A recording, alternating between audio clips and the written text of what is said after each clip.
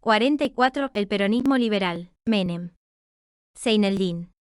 Las privatizaciones. Quinto centenario del descubrimiento de América. Carlos Saúl Menem cuenta 58 años cuando recibe el bastón presidencial. Es hijo de inmigrantes sirios afincados en Anillaco, un pueblito de La Rioja. Aunque de familia musulmana, fue bautizado, de Socorro, siendo muy pequeño, resolviendo mantener su condición de católico una vez adquirido el uso de razón. Menudo, de corta estatura, gasta melena y patillas que recuerdan las de Facundo Quiroga, y la semejanza no es casual, ya que admira al Tigre de los Llanos y a Juan Manuel de Rosas. Casado con Zulema Yoma y padre de 2 hijos, conserva sin embargo acusadas inclinaciones galantes, según dicen. Practica diversos deportes pues, habiendo sido buen jugador de básquetbol, ha corrido varios rallies en automóvil, sin abandonar el fútbol. Pronto se empeñará por jugar al tenis y al golf con relativo éxito. Y seguirá piloteando su propio avión. Intuitivo, simpático y audaz, sabe conquistar voluntades con una frase oportuna para cada interlocutor. Se recibió de abogado en Córdoba, logrando ser electo 3 veces como gobernador peronista de su provincia. Estuvo preso durante el proceso, a raíz de un empecinamiento arbitrario del ministro Arguindehui, y, durante el último tramo de su larga detención, que tuvo lugar en la localidad de Las Lomitas, Formosa, entabló cordial relación con sus guardianes. Uno de ellos, oficial del ejército, comentó cuando lo pusieron finalmente en libertad: "Este hombre será presidente de la República". No se equivocó en su vaticinio. Menem se hace cargo de un país devastado. Devastado no solo por efectos del tornado que se abatió sobre su economía, sino también por la corrupción administrativa reinante, sobre todo, por las profundas fracturas que ocasionara en el cuerpo social una administración signada por inclinaciones ideológicas notorias. Los primeros actos del nuevo presidente aparecen dirigidos a entablillar esas fracturas y restañar heridas, tanto las recientes como otras de antigua data. Para Menem, en efecto, todos son sus amigos, incluido Raúl Alfonsín, y los responsables de las duras campañas de descrédito que se orquestaran contra él desde el gobierno saliente. En el excelente discurso que pronuncia ante las cámaras, en ocasión de asumir el mando atribuido parcialmente a su joven colaborador Gustavo Vélez, se refiere con respeto a próceres nacionales que nadie, hasta entonces, ha mencionado sin contraponer sus figuras, celebradas o denostadas según el caso por liberales y revisionistas, para concluir pintando un porvenir que invita a mantener viva la esperanza. En lo que atañe a la corrupción administrativa, nada hará Menem para poner en descubierto los negociados atribuidos a sus antecesores y, por el contrario, según se afirmará pronto, tales negociados continuarán durante su gestión, multiplicada la magnitud de las cifras en juego. En cuanto a la otra corrupción, es decir, aquella que reflejan los medios de comunicación, también proseguirá el destape que caracterizara al periodo radical. Respecto a la economía, las recetas que se dispone a aplicar suscitarán el mayor de los asombros pues, contrariando la doctrina y la tradición de su partido, sellará una sorprendente alianza con el holding Bunge y Born, arquetipo del capitalismo, para poner en práctica una política cuya rigidez llegará a superar las propuestas de Álvaro Alzogaray, profeta y patriarca del liberalismo económico en estas latitudes. Miguel Roy, un hombre con larga trayectoria en Bunge y Born, ocupa la cartera de Economía, cuando el candidato para el cargo era Domingo Cavallo, a quien se designa canciller. Ítalo Ludar, ministro de Defensa, tiene como secretario en el área a Humberto Romero, aparentemente sugerido por Seineldin. Antonio Salonia, bien visto por la Iglesia, va a Educación. Eduardo Bauzá, a Interior. Un especialista en Derecho Administrativo, el mendocino Roberto Dromi, es ministro de Obras Públicas, y el sindicalista Jorge Triaca, de Trabajo. En reemplazo del general Gacino, que ha sucedido a Caridi como jefe de Estado Mayor del Ejército, es designado el general Isidro Cáceres. Y Álvaro Alzogaray acepta aparecer como asesor presidencial. No pasa mucho tiempo antes que Dromi anuncie el propósito de transferir a manos privadas una serie de empresas públicas, entre las que se cuentan Entel, Comunicaciones, Elma, Flota Marítima, YCF, Carbón de Río Turbio, y los canales 11 y 13 de televisión. Muchas otras se sumarán luego a la lista. Roy pugna por mantener el dólar en 650 australes, logra que bajen las tasas de interés y recauda algunos millones en divisas para las desfallecientes arcas fiscales. Pero las preocupaciones exceden sus fuerzas y muere de un infarto, aquel mismo mes de julio. Ocupa su lugar Néstor Ropanelli, vicepresidente de Bunge y Born. Dirigentes montoneros convocan a una misa de la reconciliación y, soslayando jurar de su pasado, admiten que ha llegado la hora de incorporarse sin armas a la política, aunque no excluyan la posibilidad de volver a empuñarlas si las circunstancias los obligaran a ello. Carlos Monzón, ex campeón mundial de los medianos, es condenado a 11 años de prisión por haber dado muerte a la modelo Alicia Muniz, con la cual había estado unido por algún tiempo, arrojándola desde un balcón, en Mar del Plata, luego de acogotarla a raíz de un violento altercado. Coletazo del sacudón económico padecido, la inflación de julio alcanzó al 196%. Y se siguió hablando de un posible indulto a los militares sentenciados durante el gobierno de Alfonsín, que también beneficiaría a Firmenich.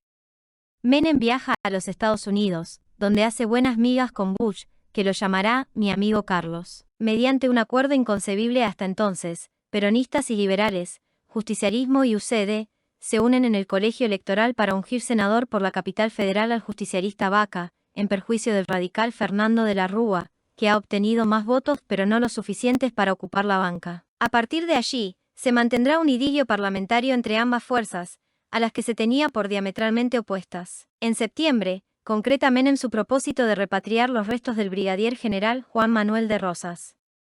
Llegaron estos a Rosario, en avión, donde se les rindió homenaje. Luego, a bordo de un buque de guerra, fueron saludados al pasar por la vuelta de obligado y después de ser desembarcados en la capital, habló ante ellos el presidente de la República. Con gran adhesión popular, soldados y jinetes venidos desde diversos puntos del interior acompañaron la cureña que llevaba el ataúd en su trayecto por Buenos Aires, hasta llegar a la Recoleta. Las últimas palabras pronunciadas, antes de ingresar la caja al cementerio, estuvieron a cargo del sacerdote Alberto Escurra Uriburu, mientras surcaba el cielo una escuadrilla de cazabombarderos que participaran en los combates por las Malvinas. Quedó desvirtuada así la profecía de José Mármol que, refiriéndose al restaurador, dijera, ni el polvo de tus huesos la América tendrá.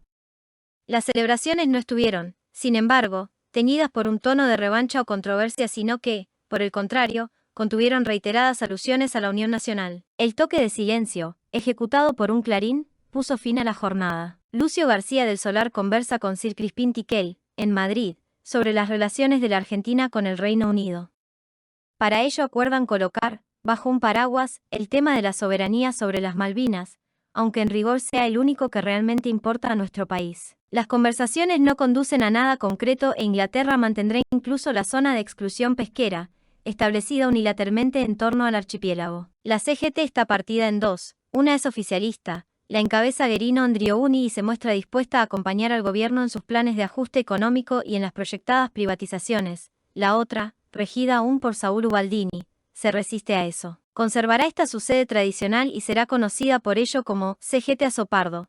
Aquella, asentará sus reales en la City porteña y se la denominará CGT San Martín, en alusión a tal calle céntrica. La justicia impondrá cadena perpetua, luego de un rápido trámite, a los guerrilleros que asaltaron el cuartel de la Tablada, ingresando en él, a los que actuaron desde afuera, se les aplican penas que van de los 10 a los 20 años de prisión. En noviembre, se hace cargo de la presidencia de Chile Patricio Aylwin, completando la transición concertada con el gobierno militar del general Pinochet que, contrariamente a lo sucedido en la Argentina, deja tras de sí un país ordenado y próspero, amén de una constitución reformada, que intentará evitar el pasaje del péndulo hasta extremadas posiciones opuestas. En Brasil, gana la primera ronda electoral un empresario que, luego de ser gobernador de un modesto estado, ha construido su propio partido político como opción ante las agrupaciones tradicionales, fuertemente desprestigiadas, se llama Fernando Collor de Mello. Otros acontecimientos sacuden el mundo. Prosigue el resquebrajamiento del Imperio Soviético, que se pone gráficamente de manifiesto con la demolición del Muro de Berlín, divisorio de la que será nuevamente capital alemana. Sus habitantes lo celebran con un acto emotivo, que tiene lugar en la puerta de Brandeburgo, bajo la cual podrán ya transitar libremente de este a oeste y de oeste a este. En Rumanía, concluye el régimen comunista de Ceausescu, un autócrata de mano dura, que ha mandado allí por largos años y que es fusilado por los revolucionarios junto con su mujer. En el otro foco de poder del planeta, de un planeta que va dejando de ser bipolar, salvo en lo que se refiere a la geografía, los Estados Unidos invaden Panamá para derrocar al general Noriega e instalar allí un gobierno títere, al modo de los que comienzan a hundirse en el este de Europa, aunque de signo diferente. Las razones aducidas por los norteamericanos se vinculan con el tráfico de drogas, pero todo indica que los verdaderos motivos de la invasión radican en el control del canal, que estaba por pasar a manos panameñas en virtud del acuerdo celebrado oportunamente entre Carter y Torrijos. El nuevo presidente del pequeño país, que jurara su cargo en una base militar de los EU, concede la extradición de Noriega para ser juzgado en la Unión. El gobierno de Menem, al igual que los demás de Centro y Sudamérica, protesta tibiamente ante el atropello. Zaineldin lo hace en forma estentórea. El Vaticano y Moscú reanudan relaciones diplomáticas y, en la isla de Malta, se reúnen Bush y Gorbachov. Aquí, la economía sigue siendo un potro difícil de domar. La alianza de Menem con Bangui y Born se deteriora y el ministro Rapanelli es reemplazado por Antonio Herman González, un hombre del riñón presidencial que se ha desempeñado mucho tiempo en el gobierno de La Rioja. El dólar marginal orilla los 1.600 australes y González juega la carta de liberar los mercados, conforme a la más ortodoxa doctrina liberal. Al comenzar 1990, se adopta una medida que aterroriza a los ahorristas: los depósitos a plazo fijo, que reportan cuantiosos intereses, son confiscados y, en lugar de ellos, se entregan a sus titulares bonos de tesorería, con lejanos términos para ser rescatados. Aunque tal recurso tiene poco de liberal, se susurra que su inspirador ha sido el ingeniero Alzogaray. Mientras tanto, toman estado público las desavenencias del matrimonio Menem-Shoma, abandonando Zulema la residencia de Olivos por razones de seguridad, según se dice. Detona en febrero un escándalo relacionado con los bonos solidarios, por 20.000 australes cada uno, que el gobierno ha dispuesto a repartir entre los necesitados, en reemplazo del pan radical, y que se descubre son entregados discrecionalmente o retenidos en beneficio personal. El asunto involucra a diputados y senadores peronistas, la CGT San Martín y el Ministerio de Salud y Acción Social. Ha llegado al país, por otra parte, el nuevo embajador de los Estados Unidos, Terence Taubman, un hombre de color, astuto y cordial, que tendrá señalada influencia en el acontecer nacional de allí en más, hasta ser conocido como el Virrey Negro. Sus primeras intervenciones se vinculan con las coimas que se estarían exigiendo a compañías norteamericanas que operan en la Argentina o que se proponen hacerlo, como así también con el destino de créditos otorgados por la Unión, parte de los cuales habría terminado por engrosar las cuentas que poseerían en Suiza diversos funcionarios. En coincidencia con ello, Menem declarará que el ente binacional que construye la presa de Yacyretá es un monumento a la corrupción, removiendo de él a varios de sus directivos. La inflación de febrero es del 61,6%. En Nicaragua se realizan elecciones bajo control internacional, imponiéndose en las urnas Violeta Chamorro, que derrota al régimen marxista encabezado por el presidente Ortega. Y, en Moscú, Gorbachov y el jefe del gobierno teutón, Kohl, llegan al acuerdo final para la reunificación germana. Muere en marzo del 90 el general Cáceres, víctima de un aneurisma en la aorta. Lo reemplaza el general Félix Martín Bonnet. El gobierno urge las privatizaciones de Entel y Aerolíneas Argentinas, que ya intentara el ministro Terragno en épocas de Alfonsín.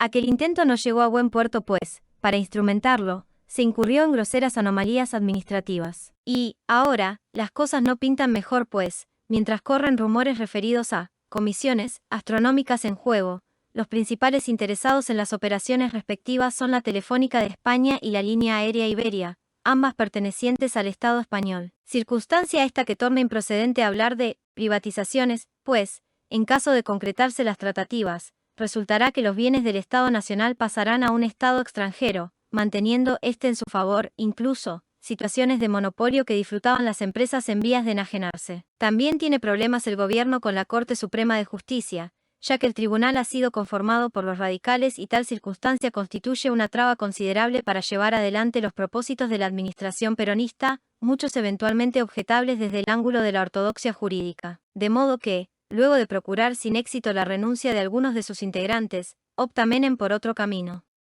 Y, mediante un entendimiento con legisladores de la UCD y el PI, logra que se apruebe una ley, en virtud de la cual se eleva de 5 a 9 el número de ministros del máximo órgano judicial, colocando magistrados afines en las nuevas plazas así creadas. El radicalismo protesta a voz en cuello contra la maniobra, olvidando que durante su gestión se propuso consumar una idéntica, por iguales motivos, aumentando de 5 a 7 los miembros de la Corte. Corre mayo cuando sobreviene otro escándalo, que compromete ahora al ministro de Salud y Acción Social, Eduardo Bauzá. Se trata de la compra de 1 millón de guardapolvos a cierto proveedor que no está en condiciones de fabricar dicha cantidad de esas prendas. La Fiscalía Nacional de Investigaciones Administrativas absolverá no obstante a Bauzá del cargo que se le formula.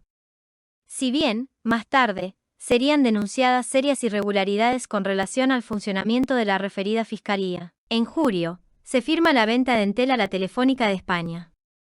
María Julia Alzogaray, hija de Álvaro y exdiputada por la UCD, ha impulsado la operación contra viento y marea, desde su cargo de interventora del ente adjudicado. Y, mientras se sigue negociando sin éxito con los ingleses, bajo el paraguas abierto respecto al tema soberanía de las Malvinas, en la Plaza San Martín se inaugura un sobrio monumento dedicado a la memoria de los caídos en la Guerra del 82, cuyos nombres aparecen grabados sobre placas de mármol negro. Tal como ocurriera con Collor de Mello en Brasil, un ingeniero apolítico, de origen japonés, sorprende con su triunfo electoral en Perú. Alberto Fujimori, el Chinito, derrota, en efecto, al candidato liberal, el escritor Vargas Llosa, ex marxista y ahora liberal acérrimo, dejando ambos muy atrás al candidato oficialista, ya que Alan García había concluido su mandato luego de una gestión desastrosa. En julio de 1990, un seleccionado nacional de fútbol al que se le asignan escasas posibilidades y que debuta perdiendo con Camerún, se rehace a lo largo del campeonato mundial disputado en Italia y, luego de vencer a Brasil y al equipo local, alcanza la final con Alemania. Lo dirige nuevamente Carlos Bilardo y algunos chispazos de Maradona, que juega varios partidos lesionado, unidos a la inspiración de su arquero Goicoechea para atajar penales, una defensa eficaz y un veloz Canigia, le han permitido llegar a esa instancia decisiva. Gana sin embargo Alemania por 1-0, gracias a un penal dudoso que le otorga el árbitro mexicano Codesal. Monseñor Antonio Cuarracino es designado arzobispo de Buenos Aires. Ya lo ha sido de La Plata, como así también de Avenida Llaneda y 9 de Julio. Se trata de un prelado al que caracterizan su firmeza doctrinaria, su trato campechano y su lenguaje coloquial, matizado por algún término lunfardo, con el que encubre una vasta cultura. Su acceso al arzobispado porteño ha sido demorado por gestiones de Raúl Alfonsín, quien, siendo presidente, llegó a enviar una carta manuscrita al Papa para evitarlo. Al empezar agosto, se lleva a cabo un plebiscito en la provincia de Buenos Aires, destinado a obtener el respaldo de la población para reformar la constitución local. Coinciden en tal propósito el gobernador Cafiero, quien brega por su reelección, bloqueada por el texto constitucional vigente, y los radicales, que procuran mayor autonomía para las comunas donde mandan. Menem, conforme a un estilo que le es propio, manifiesta estar de acuerdo con la reforma proyectada, pero lo hace de una manera que induce a suponer lo contrario. Por otra parte, la reforma huele a mangoneo, percibiendo la gente ese aroma poco atractivo. Así, sin partido alguno que canalice la reacción, una catarata de votos adversos sepulta el intento reformista, alentado por los partidos mayoritarios. Y un toque de alarma suena en el ámbito de los comités políticos, donde nadie deja de recordar las recientes elecciones de Brasil y Perú. Aquel mismo mes de agosto, Saddam Hussein, un caudillo que encabeza el régimen autoritario establecido en Irak, se apodera de Kuwait, pequeño sultanato vecino que nada en petróleo. Viejas querellas territoriales determinan la invasión, pero la apreciable participación de Kuwait en el mercado petrolero confiere al caso dimensiones internacionales. Los Estados Unidos, que han auxiliado a Irak en una prolongada guerra que mantuviera con Irán, lideran ahora vigorosamente una coalición occidental contra Saddam, a la cual se agregan varios países árabes, gobernados por hombres que escuchan alarmados las propuestas revolucionarias del líder iraquí, cuya influencia política y poderío militar desean quebrar. Además, a Israel le preocupa en grado sumo el riesgo que implicaría un Irak triunfante y expansivo. Las Naciones Unidas, con el voto coincidente de los norteamericanos y los soviéticos, condenan de inmediato el ataque y autorizan un bloqueo en torno al agresor. La prensa europea denomina a Saddam el Satanás del Golfo. Y el presidente Bush apresta una formidable fuerza militar para intervenir en la zona, a fin de justificar tal intervención, relacionada ciertamente con el suministro de petróleo y la protección a Israel. Se invocan el derecho internacional y la defensa de la libertad, lo cual no está exento de matices paradójicos, pues, poco antes, los Estados Unidos han invadido Panamá y, además, el sultán de Kuwait es un autócrata, que nunca se mostró inclinado a permitir demasiadas libertades en sus dominios. Carlos Menem, empeñado en su deseo de hacer ingresar la Argentina al primer mundo, según expresa, resuelve acudir en auxilio de su amigo Bush, y dispone por decreto la zarpada de 2 fragatas misilísticas, la Almirante Brown y la Spiro, que se sumarán a la flota que patrulla el Golfo Pérsico en cumplimiento del bloqueo establecido contra Irak. Esto suscita un entuerto de poderes, ya que la Constitución reserva al Congreso la facultad de despachar tropas. Se procura zanjar la dificultad, definiendo el cometido de esos buques de guerra, armados con misiles, como una misión de paz, y, más tarde, el Parlamento avalará la decisión presidencial, que, concluida la contienda, no reportará beneficios tangibles al país. La privatización de Entel se complica, pues los adjudicatarios no cumplen con sus obligaciones, contenidas en el pliego de la licitación respectiva. Tampoco es sencilla la adjudicación de Aerolíneas Argentinas, dado que una comisión parlamentaria objeta que los compradores paguen parte del precio vendiendo o hipotecando aviones de la empresa nacional, que aún no es suya. En Catamarca comienza la investigación de un crimen que tendrá múltiples y graves implicaciones. La menor María Soledad Morales ha sido asesinada, implicándose en el crimen allegados al gobierno provincial, ejercido desde tiempo atrás por la familia Saadí. Dicha investigación se lleva a cabo morosamente y comienzan a realizarse sucesivas marchas del silencio, reclamando la individualización y castigo de los culpables. Tan loable propósito se ve enturbiado, sin embargo, por el hecho de impulsar las mismas la oposición a los Saadí y contarse numerosos agitadores de izquierda entre los participantes. A fines de octubre, el coronel Seineldin envía una carta pública al presidente Menem, donde lo acusa de no haber resuelto los problemas del ejército y de estar malvendiendo el patrimonio nacional. Le advierte asimismo que ello puede generar nuevos alzamientos militares. Es claro que las cordiales relaciones que, en un momento dado, existieran entre los Carapintadas y el entonces candidato justicialista, prolongadas durante el primer tramo de su gobierno, han quedado definitivamente rotas. Rellenados los baches que entorpecen el avance de las enajenaciones de Entel y Aerolíneas, el ímpetu privatizador se intensifica. Así pasan a manos particulares el jardín zoológico, el cobro de peaje en ciertas rutas, las Galerías Pacífico, que ya no se llaman Malvinas Argentinas, el ordenamiento del tránsito en el centro de Buenos Aires y el ferrocarril Urquiza. Paralelamente, se difunden rumores referidos a grandes negociados, vinculados o no con la venta de estos bienes.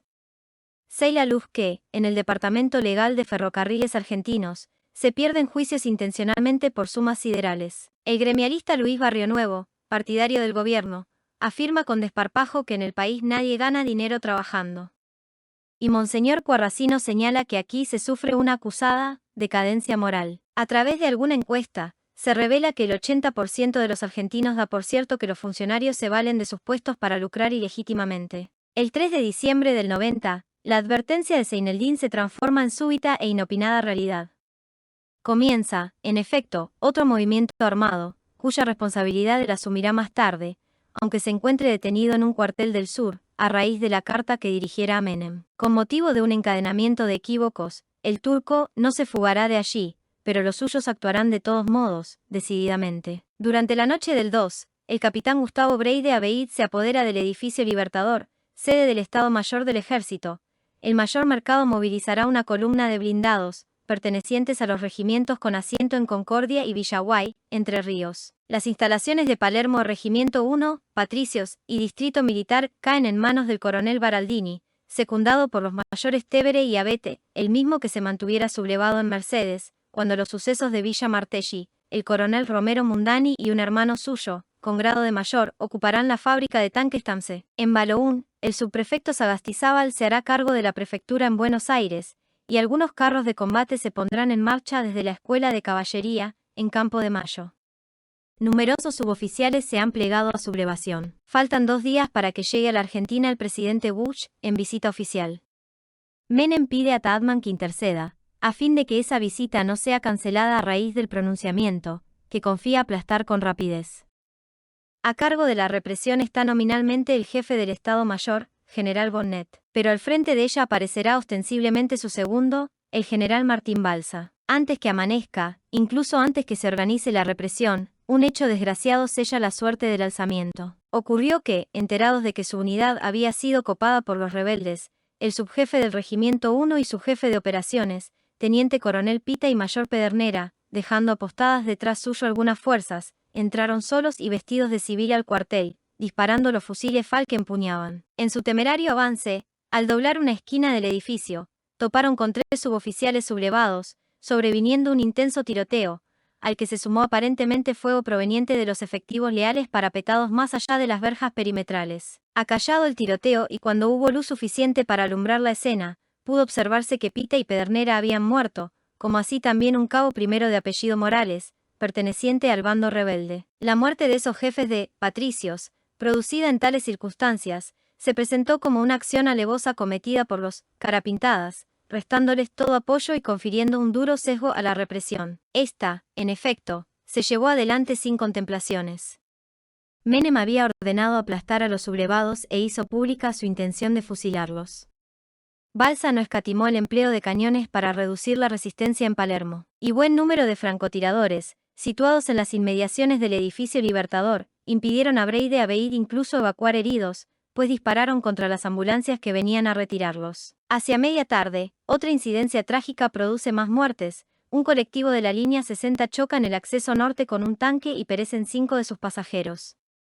Mientras tanto, se ha combatido intensamente en el asiento de la prefectura naval y, lejos, en Entre Ríos, queda inmovilizada la columna que conduce al mercado. Al caer el sol, la lucha cesa.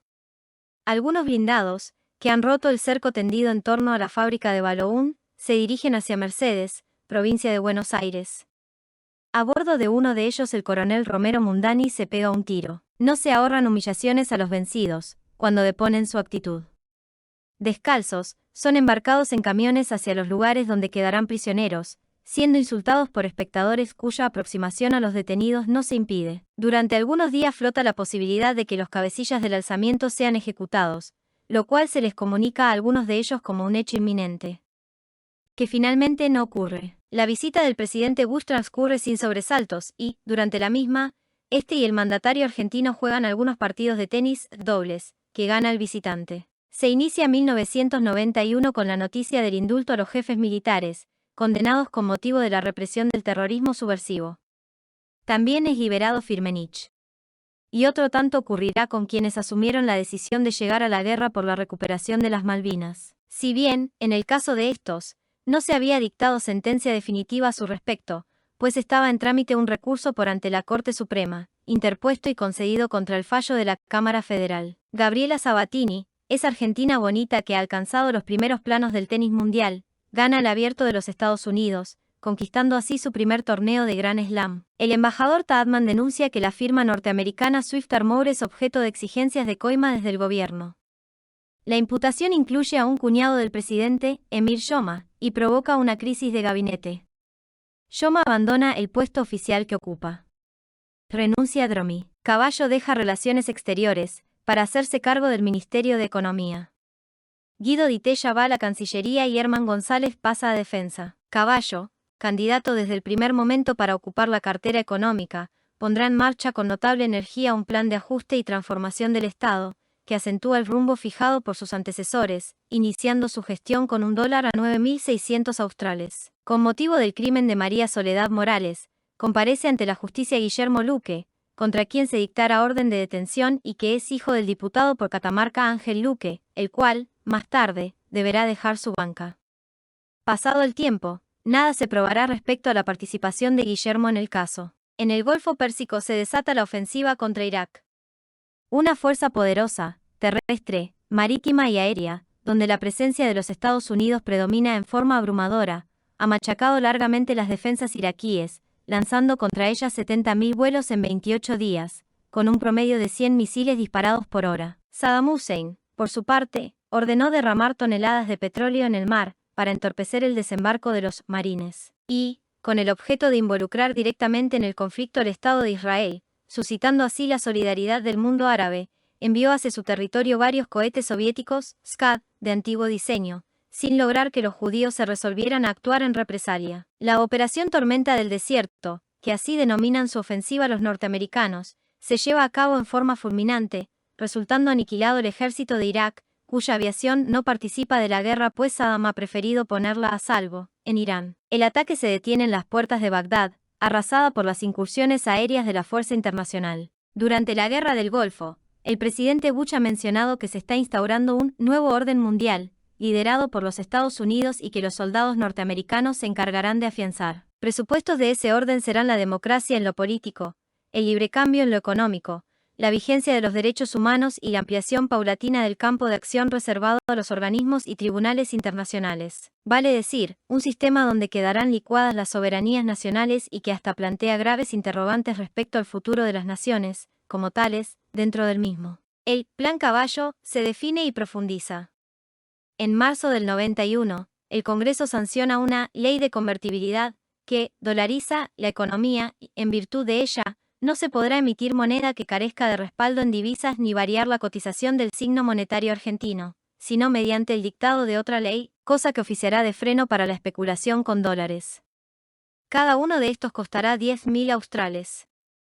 Se eliminan todos los procedimientos de indexación, fórmulas destinadas a actualizar el valor de las sumas de dinero, y son congelados salarios, tarifas y alquileres. Pronto el Plan Caballo logrará contener la inflación, que comienza a descender en los meses sucesivos hasta alcanzar porcentajes inferiores a un dígito. Junto con la puesta en marcha de estas medidas exitosas, otro escándalo sacude al gobierno.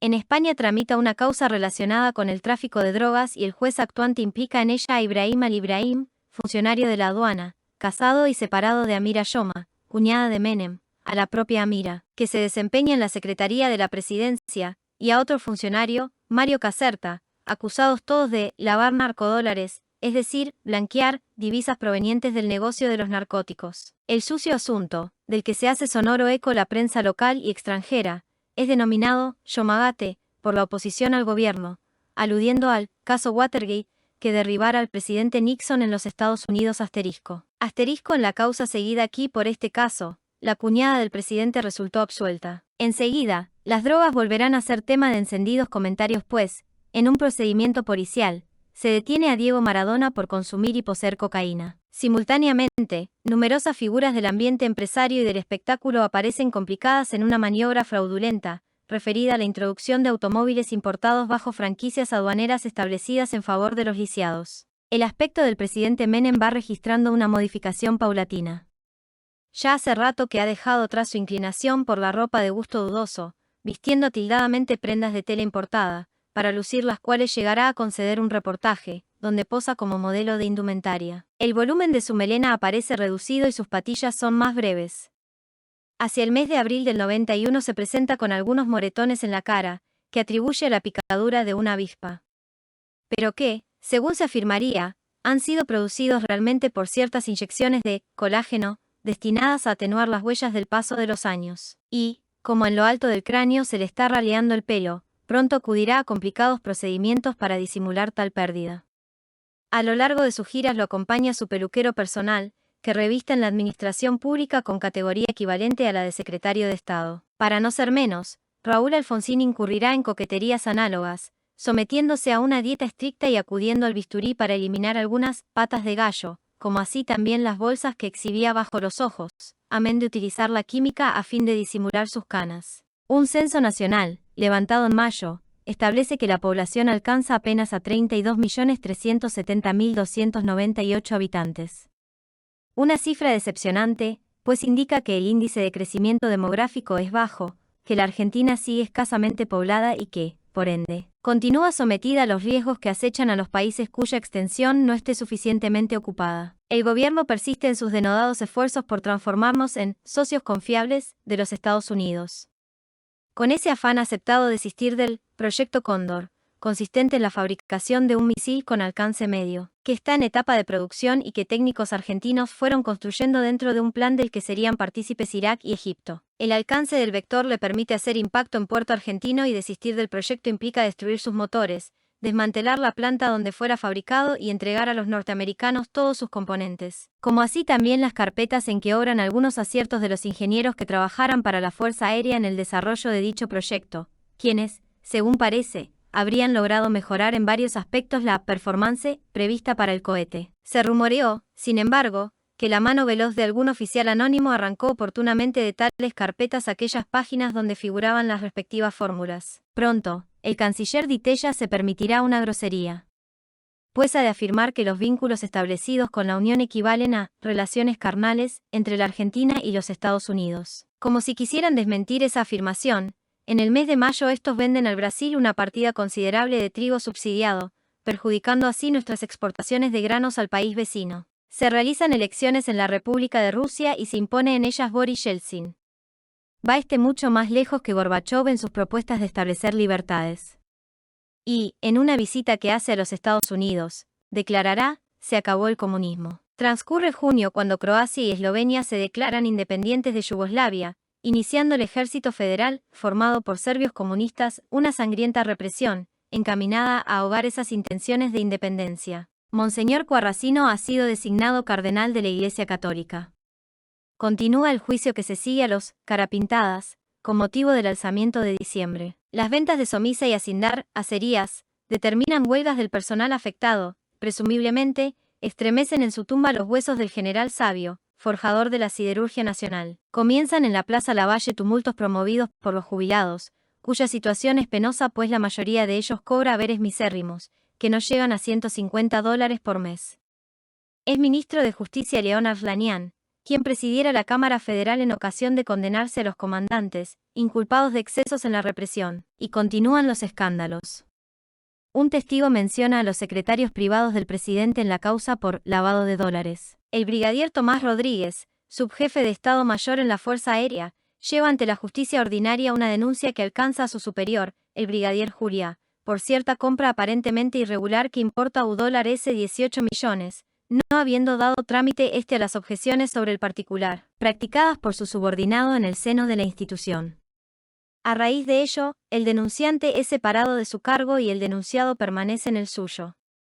Llegan aquí los coletazos de una investigación que se lleva a cabo en los EU y Europa, referida a las actividades del BCCI, un banco al que están vinculados Gate Ferun y la línea de hoteles Hyatt, partícipes todos del tráfico de drogas. El banco opera en la Argentina. Ferun ha sido presentado en algún momento a Menem y en la avenida 9 de Julio se está terminando la construcción de uno de los hoteles Hyatt, realmente faraónico.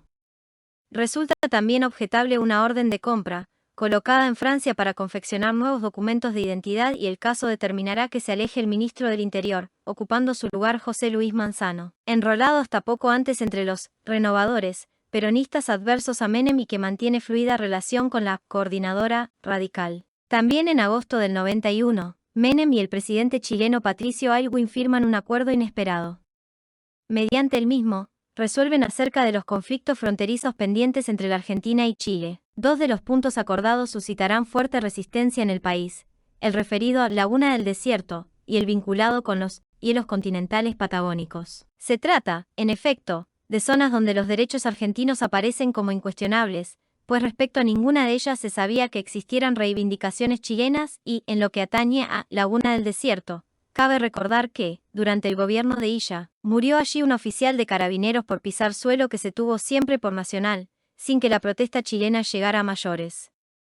El acuerdo suscripto entre los mandatarios consiste en someter a arbitraje el caso de Laguna del Desierto y en dividir los hielos continentales mediante una línea poligonal un tanto antojadiza Asterisco en octubre de 1994, el Tribunal Arbitral reconoció los derechos argentinos sobre el sector de Laguna del Desierto, acaso anticipando posibles sacudones de otro tipo en la frontera patagónica, entre en erupción el volcán Hudson, que cubre de cenizas la región. Antes de terminar el mes de agosto, secuestran en Buenos Aires a Mauricio Macri, hijo de Francisco, titular de uno de los grupos económicos más poderosos de la Argentina. Y estalla en Moscú una revolución, promovida por los jerarcas militares que ven desintegrarse el imperio soviético, y por la temible KGB, el servicio de inteligencia que sustentó aquel imperio en el orden interno y que competía con la CIA norteamericana en el sigiloso tablero del espionaje internacional. Gorbachov está de vacaciones en Crimea al producirse el alzamiento y es detenido allí, sin llegar a saberse si tenía o no conocimiento previo de lo que estaba por suceder. El golpe logra escasa adhesión en las Fuerzas Armadas, siendo sus autores repudiados por el pueblo moscovita. Yeltsin se transformará en el héroe de esas jornadas, al encerrarse en el Parlamento para resistir un ataque de blindados que no se produjo. Y terminará arengando a la multitud, trepado a un tanque que sus tripulantes han abandonado para confraternizar con el gentío enfervorizado, el cual porta viejos iconos y banderas de la época zarista, cuyos colores volverán a ser los oficiales en Rusia. La conducta de Gorbachov, considerada ambigua, le costará su eclipse político, definitivo o transitorio. En septiembre, se efectúan elecciones para renovar gobernadores, diputados, intendentes y concejales. 2 días antes de los comicios aparece Mauricio Macri, por cuyo rescate habrían sido pagados varios millones de dólares aunque ello no se haya reconocido expresamente. Se informará más tarde que sus captores formaban parte de una banda encabezada por varios comisarios en actividad, que serán apresados junto con algunos de sus cómplices. Al igual que lo sucedido con los radicales en las elecciones que tuvieron lugar cuando el Plan Austral marchaba sobre rieles, el Plan Caballo le reporta ahora un importante éxito electoral al peronismo. Amén de esa circunstancia, han influido en su victoria algunas decisiones del presidente, audaces sin duda. En Tucumán, cuando parecía asegurado el triunfo del general Bassi, exgobernador del Proceso, Menem impone como candidato extrapartidario a Ramón Palito Ortega, un cantante exitoso de los 60, en Santa Fe, ante las posibilidades favorables con que cuenta quien fuera intendente radical de Rosario. Inventa la candidatura de Carlos Lole Reutemann, estrella del automovilismo por los años 70, y, en la provincia de Buenos Aires, distrito clave donde Cafiero concluye una mala gobernación peronista, logra que encabece la fórmula partidaria Eduardo Duhalde, quien, para eso, debió renunciar previamente a su cargo de vicepresidente del país. La elección en Buenos Aires consagra como tercera fuerza política al Modín, Movimiento por la Dignidad y la Independencia, que ha formado Aldo Rico, alejado a la sazón del coronel Seineldín y de las conspiraciones militares. Palito, Lole y Duhalde ganan en sus respectivas provincias. Aquel mismo mes, la Cámara Federal impone prisión perpetua a Seineldín y penas que oscilan entre los 25 meses y los 20 años a otros implicados en la rebelión de diciembre del 90. El índice de aumento del costo vida, en septiembre, es del 1,8%. En octubre, la Cámara de Diputados rechaza una propuesta para iniciar juicio político a la jueza Servini de Cubría, imputada de complacencia respecto al gobierno en la causa vinculada con el lavado de narcodólares.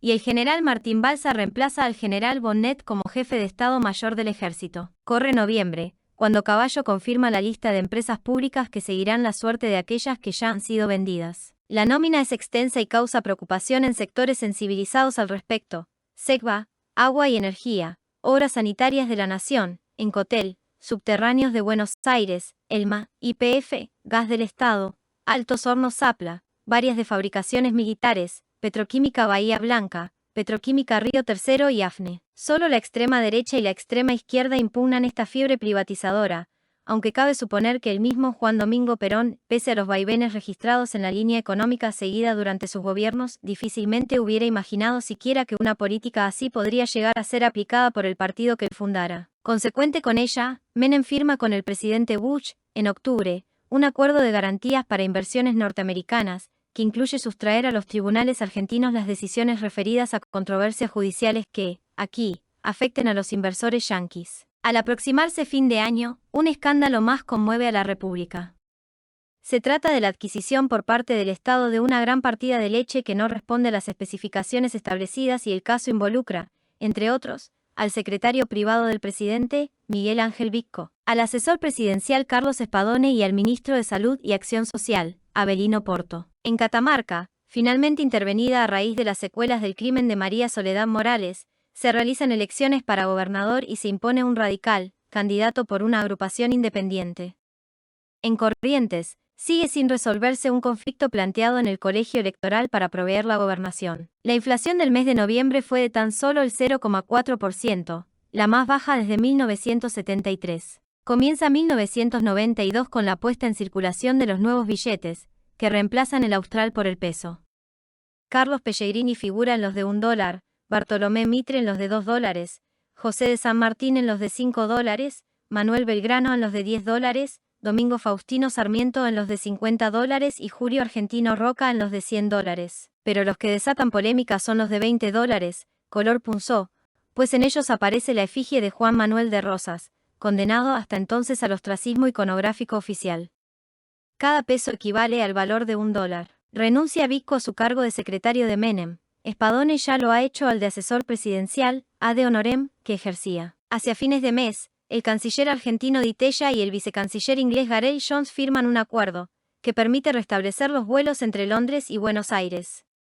Respecto a las Malvinas, Jones expresa que no conviene cerrar el paraguas. Se menciona en febrero la posibilidad de que sobrevenga una epidemia de cólera en el país, llegada del Perú vía Bolivia.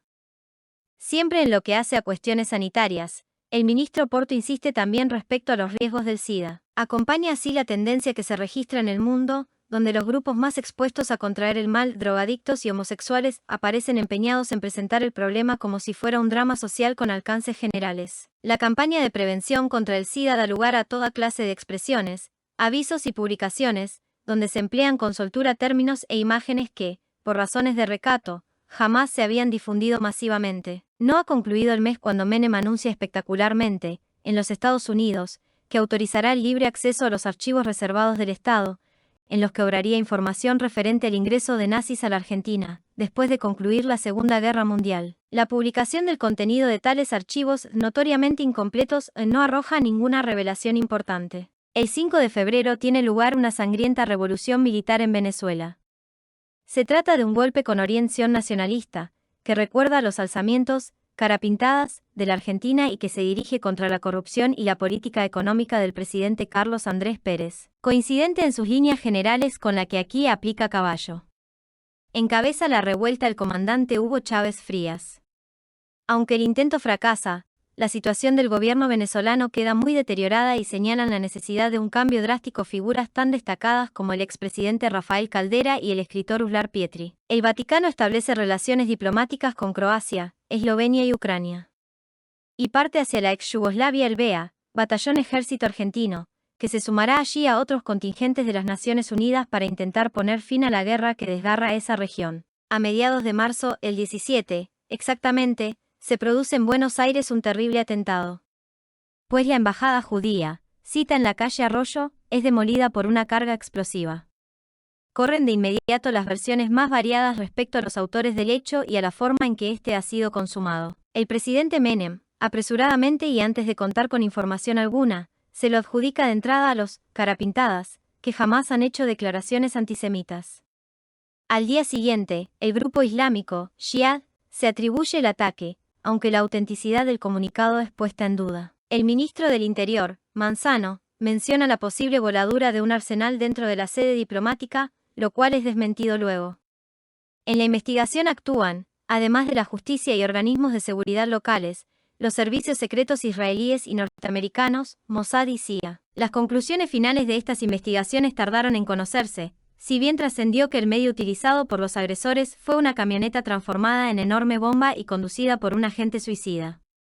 Hubo numerosos muertos y heridos, sufriendo también grandes daños los edificios próximos a la embajada el 18 de julio de 1994 un atentado similar reduce a escombros el edificio de la AMIA, Asociación Mutual Israelita Argentina, en Buenos Aires. Pasarían pocos días antes que otro asunto, de índole totalmente diversa, pues tiene ribetes de comedia, evidencia y graves fallas en la mecánica parlamentaria y solicite la atención pública.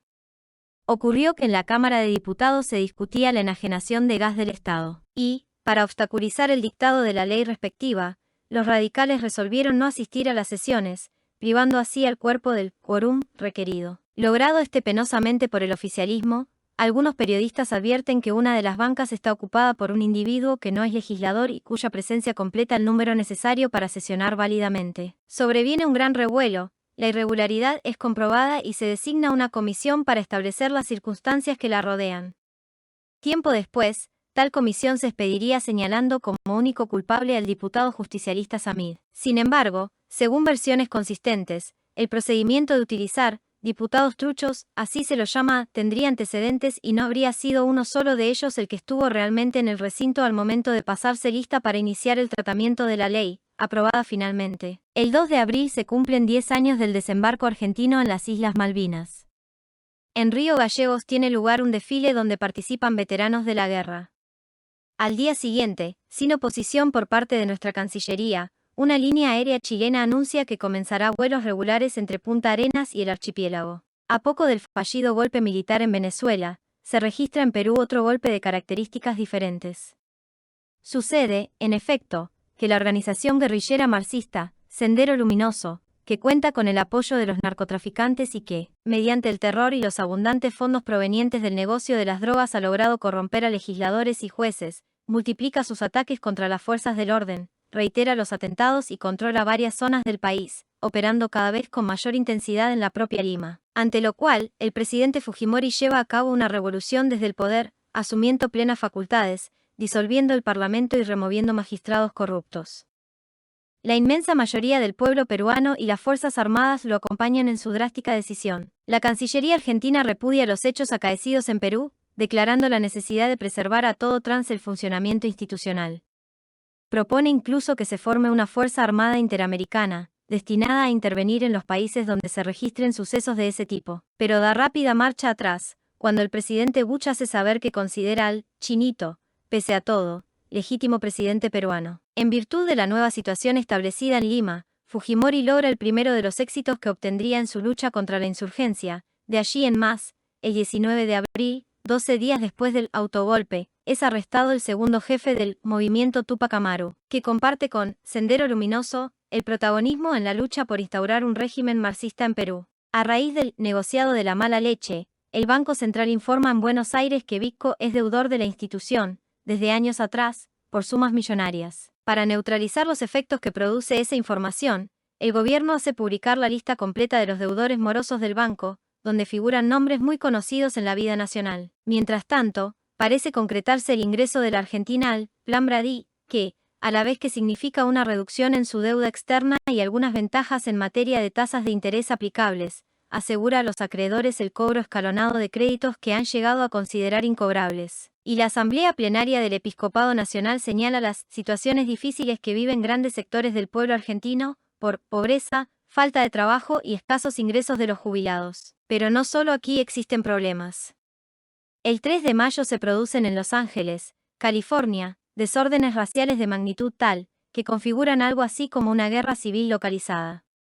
Mueren 44 personas, 6.300 son detenidas y quedan dañados 3.700 edificios. Y, volviendo al país, es estremecido por un nuevo escándalo al difundirse que un turbio personaje, aparentemente inmerso en el tráfico de drogas y de armas, el árabe Alcázar, viaja con pasaporte argentino, ha obtenido rápidamente su cédula de identidad en Mendoza y tiene relación con parientes del presidente. Días después sobreviene un confrontamiento jurídico, apuntado a establecer si se ha configurado un caso de censura previa, por la prohibición judicial de difundir cierto programa donde Tato Bores hace befa de la jueza Servini de Cubría, la cual, enterada del asunto, interpuso un recurso encaminado a proteger su fama, puesta en tela de juicio por el conocido cómico. El 30 de mayo, los serbios someten a intenso fuego de artillería la ciudad medieval de Dubrovnik, en Dalmacia. Se inicia el mes siguiente la conferencia llamada Cumbre de la Tierra, en Río de Janeiro, que tiene por objeto proteger el planeta de la devastación derivada del empleo incontrolado de sus recursos y de la contaminación industrial. Los Estados Unidos no firman la declaración final. Y, en Sevilla, da lugar a comentarios críticos la pobreza del stand, que representará a la Argentina, en la exposición internacional que allí ha de realizarse. Las manifestaciones de protesta de los jubilados adquieren cada vez mayor virulencia en Buenos Aires y, en Las Leñas, el presidente recibe lecciones de esquí. La jurisprudencia de la Corte Suprema de los Estados Unidos impedía aportar a los pleitos pruebas obtenidas ilegítimamente. Pero, después de la invasión a Panamá, el alto tribunal altera esa jurisprudencia, para permitirle al gobierno hacer valer en el juicio que se sigue contra Noriega los documentos secuestrados en la sede presidencial panameña. A mediados de junio del 92, continuando con dicha línea, el mismo tribunal legaliza la captura de sospechosos en el exterior por agentes norteamericanos, aún a despecho de los tratados que pudieran regir con las naciones donde aquellos sean detenidos, en forma irregular, para ser llevados a la Unión. El fallo, que causa pésima impresión en el mundo, también se relaciona indirectamente con la situación de Noriega, cuya condena necesita políticamente el presidente Bush para convalidar lo actuado al invadir Panamá. Menem declara respecto a la sentencia: no es un error sino un horror, aunque su declaración no altera la posición internacional argentina. El 28 de junio tienen lugar los comicios destinados a cubrir la banca de senador por la capital federal. Se impone el radical Fernando de la Rúa con el 49,9% de los votos. Avelino Porto, que ha dejado su ministerio y es candidato extrapartidario del peronismo, obtiene el 31,8%. En tercer lugar queda un frente de izquierdas, encabezado por el director cinematográfico, Pino Solanas, 7,4%, y en cuarto el Modín, que lleva como candidato al teniente coronel Enrique Bencharinou, protagonista destacado del alzamiento militar de Semana Santa. En Brasil se ha levantado una tormenta política contra Collor de Mello, acusado de corrupción por su propio hermano, Pedro. Se denuncian toda clase de negociados, llevados a cabo por un empresario de apellido Farías, muy próximo al presidente. Desprovisto de una estructura partidaria consolidada que lo apoye, la suerte de Collor parece echada. En los Estados Unidos condenan a Noriega, imponiéndole 40 años de prisión. Y, en Roma, operan al Papa de un tumor intestinal. Aquí se realiza una marcha reivindicatoria, convocada por homosexuales y lesbianas. Y ha sido secuestrado el joven Marcelo Dalman. La investigación consiguiente permitiría su liberación, estableciéndose que el jefe de la banda que lo había capturado era el abogado Rafael San Martín, ex integrante del ERP y ex asesor del bloque radical en el Senado de la Nación. El ministro Manzano se apresura a señalar que el hecho carece de connotaciones políticas. Mientras tanto, caen espectacularmente las acciones en la bolsa que, meses antes, registraran un notable incremento en sus cotizaciones, producto aparentemente de una especulación concertada. Pese a la congelación de salarios vigente, los diputados nacionales se aumentan sus dietas en 1.500 pesos, equivalentes a otros tantos dólares. El 1 de agosto muere Nicanor Costa Méndez, que fuera ministro de Relaciones Exteriores de Onganía y durante la Guerra por las Malvinas. El día 5, Guido Di Tella procura sin éxito defender ante el Congreso la posición del gobierno en el caso de los hielos continentales. La actuación de los argentinos resulta anodina en los Juegos Olímpicos que se disputan en Barcelona y la única medalla que obtendrán será una de bronce, conquistada por los tenistas Frana y Minucci en dobles caballeros. La situación registrada en el Colegio Electoral Correntino, donde no se ponen de acuerdo para elegir gobernador, dio lugar a la intervención del Poder Ejecutivo Provincial, siendo designado interventor el diputado por la UC de Durañona y Bedia, reemplazado luego por la justicialista Claudia Bello. Hallándose esta en el cargo, se amplía la intervención a los tres poderes y ello es dispuesto por decreto, lo cual da lugar a un recurso de los afectados ante la Corte Suprema, que falla en favor del gobierno central, en atención a que tal decreto fuera dictado a de referéndum de su convalidación por el Parlamento que, efectivamente, procederá en tal sentido. A través del libro de un suboficial inglés que combatiera en las Malvinas, trasciende que los británicos habrían ultimado a soldados argentinos inermes, capturados durante su avance, lo cual da lugar a que se inicie una investigación en Gran Bretaña *. Con motivo de tal investigación, funcionarios de Scotland Yard se trasladaron a las Malvinas y a Buenos Aires. Pero, según cabía suponer, el caso terminó sin que se arribara a conclusiones asertivas. El acuerdo firmado por Menem con el presidente Aylwin está trabado en el Congreso. Se sigue combatiendo enconadamente en la ex Yugoslavia, pese a la presencia de los cascos azules internacionales, entre los que se cuenta el batallón de argentinos, que cumple correctamente su cometido.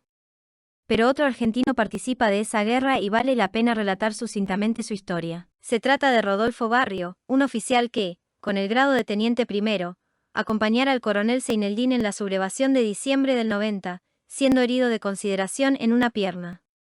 Fracasado el alzamiento, se lo remitió detenido al Hospital Militar Central, de donde logró escapar, pasar al Paraguay y de allí a Brasil. Puesto en contacto con un representante de las fuerzas croatas, se le ofreció ingresar a ellas como miembro del ejército ganando poco dinero o como mercenario, con mejor paga.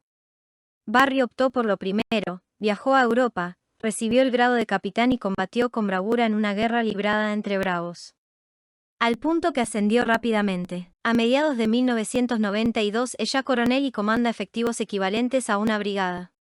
Su actuación no puede menos que recordar a la de Benigno Villanueva, transformado oportunamente en el general Villanokov de los ejércitos del zar. En septiembre, al tratarse en la Cámara de Diputados la ley que permitirá vender YPF, el diputado Saadí denuncia que muchos de sus colegas han percibido sumas millonarias de las petroleras multinacionales para votar en favor del proyecto. La denuncia causa revuelo pero, en vez de procurar establecer su verosimilitud, la bancada oficialista se pone a estudiar el modo de sancionar al denunciante. El presidente Fujimori logra en Perú otro éxito destacado.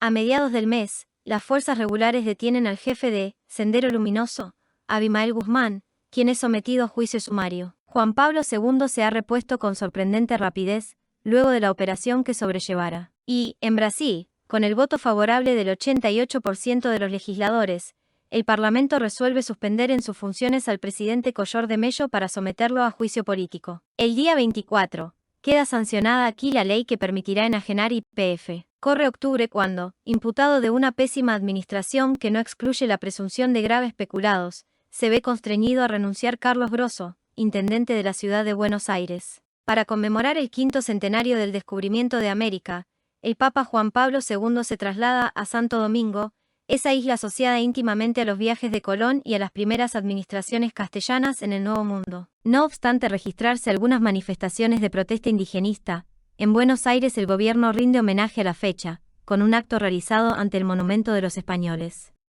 En la Catedral Metropolitana se canta un Te Deum. Comenzado 1993, tuvo lugar un hecho de suma importancia para el país, aunque pasara inadvertido.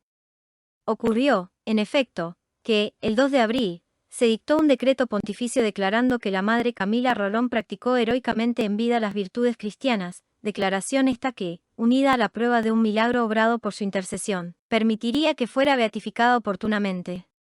paso previo a la canonización de quien, así, podría ser la primera santa argentina. Nació la Madre Rolón en San Isidro, el 18 de julio de 1842, muriendo en Roma, el 16 de febrero de 1913. Fundó una orden que atiende asilos para chicos desamparados, las Hermanas Pobres Bonaerenses de San José, la cual contó también con algunas casas en Europa. Benefactor de esas obras y de su fundadora fue mi bisabuelo, León Gallardo. A las puertas del siglo XXI, transcurridos 500 años desde el descubrimiento del continente cuyo extremo austral ocupa, la Argentina continúa su larga espera. Pues una espera prolongada, es quizá la característica más saliente que signa gran parte de nuestra historia. Espera que, a veces, parece a punto de concluir, y que, con frecuencia, induce a suponer que se prolongará indefinidamente. Espera, en fin, que determina para los argentinos al menos dos obligaciones, la de saber seguir esperando, aun contra toda esperanza, y la de asumir el deber patriótico de empeñarse por verla transformada en jubilosa realidad.